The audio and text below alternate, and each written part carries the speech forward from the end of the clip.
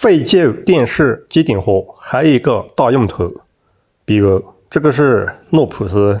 之前很久以前用的这个大锅盖的机顶盒，我们现在没有使用了，就是只需要通电啊，通电正常，就还有这个大用途。我们首先把这个盖子给它拆下来，看一下内部两块电路板。我们用到的就是这块电源主板。电源板的话，它也强调是一个充电器啊。我们如果是电瓶充电器坏了，或者是锂电池充电器坏了，用它加装一个壳子，